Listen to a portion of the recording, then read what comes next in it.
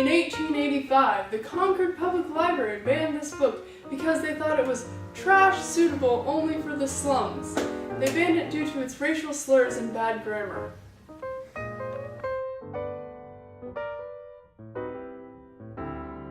I'll now read this book, The Adventures of Huckleberry Finn by Mark Twain, to all of you.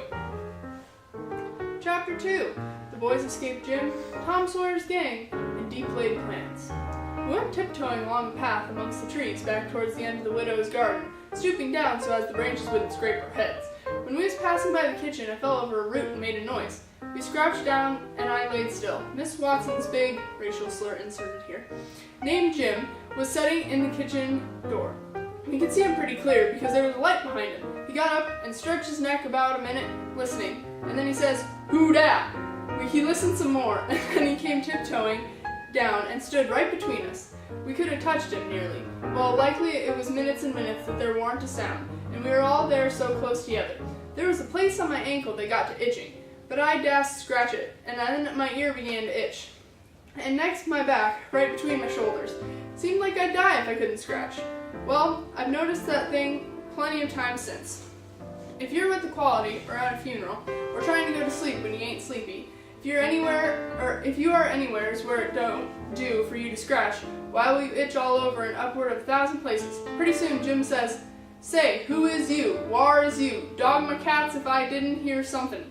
Well, I know what I's gwine to do. I's gwine to set down here and listen till I hears it again. So we sat down on the ground betwixt me and Tom. He leaned his back up against a tree and stretched his legs out till one of them most touched one of mine. My nose began to itch. It itched till the tears come to my eyes. But I didn't dast scratch it. Then it began to itch on the inside. Next I got to itching underneath. I didn't know how I was going to sit still.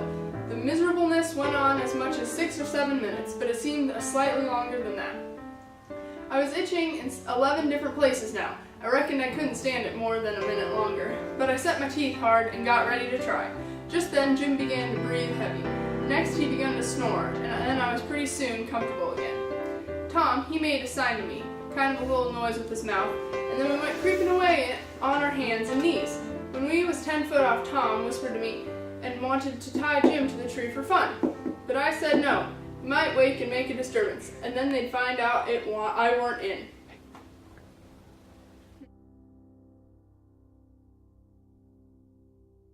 This book is really popular, and it has been popular ever since it came out.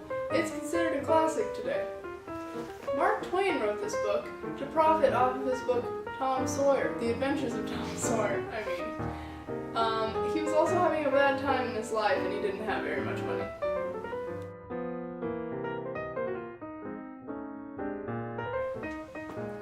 This book shouldn't be banned because it's a pretty harmless book overall. Mark Twain didn't write this book to be racist or anything. The racial slurs were just how people talked back then.